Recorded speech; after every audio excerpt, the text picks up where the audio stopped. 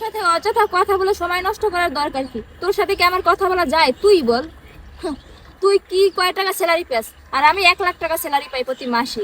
আর দেখ আমার কলিগ লাখ টাকার গাড়িতে ঘোরে, কোটি টাকার হেয়ার স্টাইল করে, দেখ কত স্মার্ট। আর তুই কত আনস্মার্ট। খেয়াল পারবি জীবনে এরকম স্মার্ট হইতে, এত টাকা কামাই করতে? মানুষের টাকা হলে কি শো আপ করতে হয়? আচ্ছা তুই আমাকে একটা কথা বলতো, তোর এই দিনমজুরি কাজে দৈনিক কয় টাকা দেয়?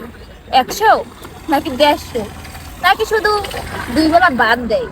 আরে রাখো তো তোমার ড্রামা, তুমি তোমার কাজে যাও। দেখছো লেবারের আবার ইংলিশ। আরে আমাকে একটা কথা বলতো, এই রাস্তাটা কি তোর বাপের নাকি যে তুই আমাকে যেতে বললি আমি চলে যাব?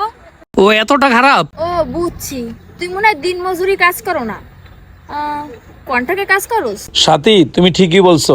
আর ও কন্ট্রাক্টে কাজ করে না, ওর তো মনে হয় সময়টা লস হইতেছে না, এই কারণে সে এরকম করতেছে। বুঝতে পারছো তুমি? হ্যাঁ মানে তুমি ঠিকই বলেছো, আর অনেক সময় আমরা নষ্ট করছি।